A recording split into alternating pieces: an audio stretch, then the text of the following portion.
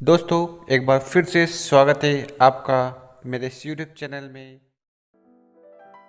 दोस्तों नमस्कार। आज के इस वीडियो में आप जानोगे कि लोगों को प्लान बताने से पहले ही कैसे ज्वाइन कराएं। तो ये जो तरीका मैं बताने वाला हूँ, ये तरीका बहुत ही इफेक्टिव और असरदार है। इससे आप हजारों लोगों की ज्वाइनिंग करवा सकते हो। पर दोस्तों, आप ज्वाइनिंग तब करा पाओगे जब आप इस वीडियो को शुरू से लेकर आखिरी तक देखोगे और सारे जो तरीके मैंने बताए हैं उसको अप्लाई करोगे। तो चलिए शुरू करते हैं। अगर आप हमारे इस चैनल पर नए हो तो इसको जरूर सब्सक्राइब कर लें ताकि आपको एमएलएम की अच्छी जानकारी मिलती रहे। दुनिया में जितने भी लोग हैं उनको दो भागों में डिवाइड किया जा सकता है, 95% और 5%। जो 95% है वो आम आदमी है और जो 5% है वो खास आदमी है।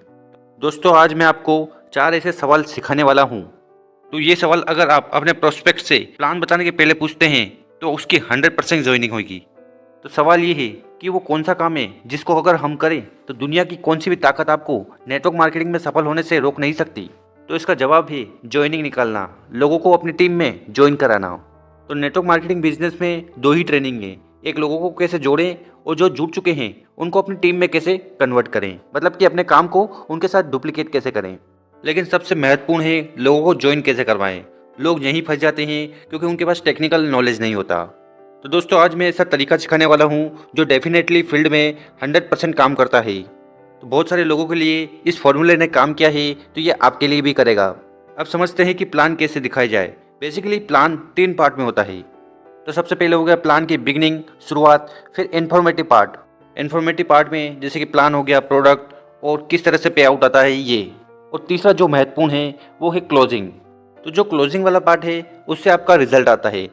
क्लोजिंग वाला पार्ट सबसे इंपॉर्टेंट है, पर क्लोजिंग में सबसे बड़ी चैलेंजेस आती है, लोग यही बहाने बनाते हैं। तो मैं आपको एक बात बता देता हूँ कि आप प्लान की क्लोजिंग कितने अच्छे से करते हो ये टोटली डिपेंड करता है कि आपने ओपनिंग कैसे करी थी, आपने शुरुआत कितनी अच्छी करी थी। तो अगर आप प्लान की शुरुआत अच्छी करते हो ना तो क्लोजिंग तो 100% ही होगी। क्योंकि अगर बंदे ने प्लान की बिगनिंग में ही इंटरेस्ट लिया, उसने प्लान के शुरुआत में ही वो एक्साइटेड मोटिवेटेड हो गया, तो अगर प्लान की बिगनिंग में ही सारे क्वेश्चन और ऑब्जेक्शन का सॉल्यूशन मिल जाए तो कैसा रहेगा। तो जो बेसिक चीज़ें है जैसे कि हाथ मिलाइए, चेहरे पे स्माइल रखिए, प्रॉपर ड्रेस में होना चाहिए और आपके पास सारे टूल्स होने चाहिए, ये तो होना ही चाहिए। और इसके अलावा आप जब प्लान बताने लगते हैं तो सबसे पहले उसका माइंड सेट करिए और शुरुआत में ही उसके दिमाग में एक ज़बरदस्त इमेज क्रिएट करनी है।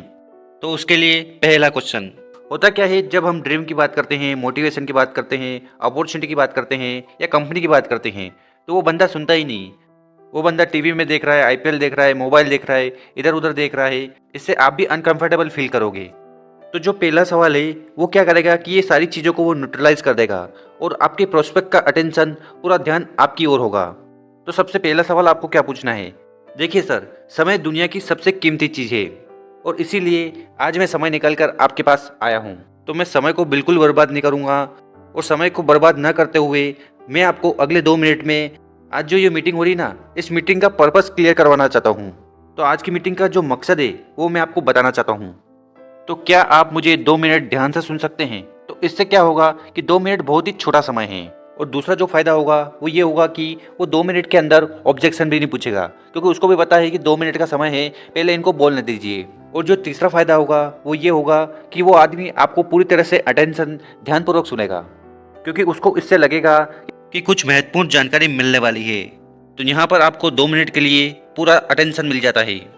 अब आपका दूसरा सवाल, अब आप उसको एक फंडामेंटल समझाइए कि दुनिया में जितने भी लोग हैं उनको 2 भागों में डिवाइड किया जा सकता है, 95% और 5%। जो 95% है वो आम आदमी है और जो 5% है वो खास आदमी है। तो आप इनको कुछ भी नाम दे सकते हो, ये गरीब है, ये अमीर है, ये कामयाब इंसान है, ये नाकामयाब इंसान है, ये आम है, ये खास है, ऐसे कुछ भी बोल सकते हो। तो आप उनको ये समझाइए कि ये जो 95% आम आदमी है और ये जो 5% लोग खास आदमी हैं, ये लोग हमारे आसपास ही रहते हैं। तो मान लीजिए आप दिल्ली में हैं, तो दिल्ली में साइकिल वाला भी चल रहा है, रिक्शा वाला भी चल रहा है और गाड़ी वाला भी चल रहा है। तो अमीर और गरीब आदमी ये सब हमारे आसपास ही रहते हैं, लेकिन इन दोनों की ज़िंदगी में ज़मीन और आसमान का फ़र्क है। तो क्या फ़र्क है, गरीब आदमी का बच्चा सरकारी स्कूल में जाता है और अमीर आदमी का बच्चा अच्छे hi fi English medium school में जाता है। तो ये जब बीमार पड़ता है तो ये सरकारी हॉस्पिटल में जाता है और केस निकाल कर लाइन में खड़ा रहता है, और ये जब बीमार पड़ता है तो ये अच्छे 5 स्टार हॉस्पिटल में शिफ्ट हो जाता है। इसका जन्मदिन कब आता है कब चला जाता है इसको पता ही नहीं, पर इनका जब जन्मदिन आता है तो ये 500,000 लोगों को इनवाइट करते हैं, खाने पर बुलाते हैं। ये आदमी बस में, स्कूटर में, साइकिल में और ट्रेन में घूमता है, और ये आदमी एरोप्लेन और लग्जरी गाड़ियों में घूमता है। ये आदमी अपना 70 किलो वजन का उपयोग कर कर पैसा कमाता है, और ये इंसान अपने 70 ग्राम दिमाग का उपयोग कर कर पैसा कमाता है। ये आदमी पूरी ज़िंदगी हर महीने मेहनत करता है, कड़ी मेहनत करता है, उसके बावजूद भी इसको हर महीने कमाने जाना पड़ता है। और ये आदमी आराम से काम करता है, स्मार्ट वर्क करता है, और हर महीने की पहली तारीख को ये सोचता है कि जो पैसा मैंने कमाया है इसको कहाँ निवेश करूँ, कहाँ इन्वेस्ट करूँ। तो इसकी लाइफ का एक ही फंडा है, चलेगा, मतलब कि कॉम्प्रोमाइज़। ये नहीं है तो वो चलेगा, वो नहीं है तो ये चलेगा। स्कूटर नहीं है तो बस चलेगी, और बस नहीं है तो साइकिल चलेगी। मतलब कि इसके जीवन का एक ही फंडा है, चलेगा चलेगा चलेगा। और ये आदमी यही फंडामेंटल अपने परिवार को सिखाता है, अपनी बीवी को सिखाता है, नई साड़ी नहीं है पुरानी चला लो। बच्चे को सिखाता है, खिलौना नहीं है चला लो। तो इसकी लाइफ का एक ही स्लोगन, एक ही नारा है, चलेगा।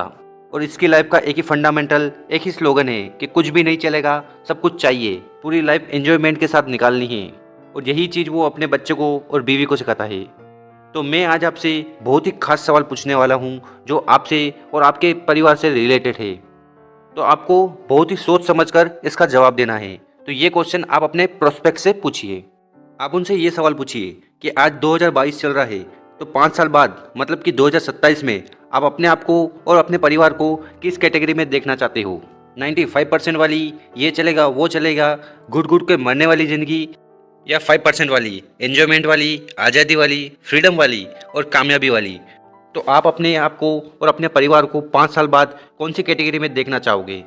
ये सवाल पूछकर अब आप चुप हो जाइए और उसको जवाब देने दीजिए। इसके बाद लोग 99% नहीं 100% यही बोलेंगे कि मैं भी 5 साल बाद अपने परिवार को ये 5% वाली ज़िंदगी देना चाहता हूँ। तो अगर हम यहाँ पर सवाल पूछते हैं कि आप अपने आप को कहाँ देखना चाहोगे, तो वो बंदा सीरियस नहीं होता। इसीलिए हमें पूछना है कि आप अपने परिवार को कहाँ देखना चाहोगे, तो यहाँ पर वो बंदा सीरियस होगा और सही जवाब देगा।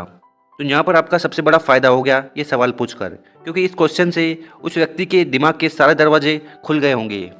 तो अभी तक वो आपके बारे में जितना नेगेटिव सोच रहा था कि स्कीम आया, प्लान आया, आपने ये सवाल पूछकर उसको वाइट वॉश कर दिया। अब उसके दिमाग में एक ही क्वेश्चन है कि 5 साल बाद मैं आगे कैसे बढ़ूँ। अब उसको आप अगला सवाल पूछिए।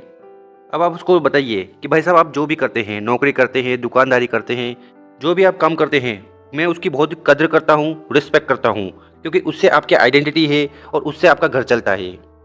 लेकिन मैं आपसे एक सवाल पूछना चाहता हूँ कि जो काम आज आप कर रहे हो, अगर वो 2027 तक आप यही करते रहो, तो क्या आप अपने परिवार को इस 5% की कैटेगरी में डाल सकते हो, इस 5% की कैटेगरी में ला सकते हो? क्योंकि ये सवाल पूछकर उसको समझाना जरूरी है, क्योंकि 5 साल बाद या तो वो इस कैटेगरी में रहेगा या उस कैटेगरी में रहेगा। ऐसा तो है ही नहीं कि सोमवार को वो अमीर है और मंगलवार को गरीब हो गया, फिर बुधवार को अमीर है, गुरुवार गरीब हो गया। या तो 95% में होंगे या 5% में होंगे। लेकिन आप क्या चाहते हो? तो आप अपने परिवार को कहाँ देखना चाहते हो? जो काम आज आप कर रहे हो, अगर वही काम आप अगले 5 साल में करते हो, तो क्या आपको लगता है कि आप 5% कैटेगरी में चले जाओगे या ये 5% वाली ज़िंदगी दे पाएंगे? तो यहाँ पर जो सामने वाला बंदा है उसके दिमाग में पूरी तरह से क्लियर हो जाएगा, तो ये काम करके तो ये तो पॉसिबल ही नहीं है। तो उसके लिए तो बहुत पैसा कमाना पड़ेगा, आगे बढ़ना पड़ेगा, कुछ नया करना पड़ेगा। तो यहाँ पर आपने उसकी नीड और ड्रीम जनरेट किया है, तो आप कुछ भी कर सकते हो, या तो नीड या ड्रीम। तो इस सवाल से होगा क्या कि आपके प्रोस्पेक्ट के दिमाग में ये चीज़ क्लियर हो जाएगी कि जो काम वो आज कर रहा है उससे तो बात नहीं बनने वाली, उससे कामयाबी नहीं मिलने वाली। तो फोर्थ क्वेश्चन आपको उनको ऐसा पूछना है कि मान लीजिए आपको एक मौका मिले, जो भी आप आज काम कर रहे हो उसको बिना डिस्टर्ब किए, आप नौकरी कर रहे हो या बिजनेस कर रहे हो, उसको डिस्टर्ब किए बिना, तो जो एक्स्ट्रा टाइम है 2 से 3 घंटा, उसमें आप एक ऐसा बिजनेस खड़ा कर कर जिसकी मदद से आने वाले 5 साल में आप अपने बीवी बच्चों के साथ 5% कैटेगरी में जा सको। आप कामयाब हो सकते हैं, आप अपनी ज़िंदगी को बदल सकते हैं और आपकी ड्रीम लाइफ को आप जी सकते हैं। तो क्या आप एक ऐसी अपॉर्चुनिटी, एक मौके के साथ काम करना चाहोगे? क्या आप अपनी ज़िंदगी को आगे लेकर जाना चाहोगे? क्या आप कामयाब होना चाहोगे?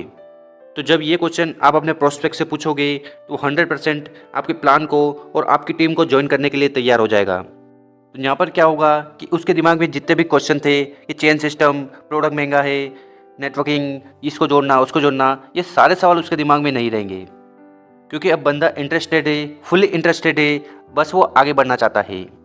क्योंकि आपके सवाल ने उसके दिमाग में एक पिक्चर बना दी है। आप जो प्लान बताने वाले हो वो कुछ बड़ा प्लान है, जिससे उसकी ज़िंदगी में बहुत बड़ा बदलाव आ सकता है।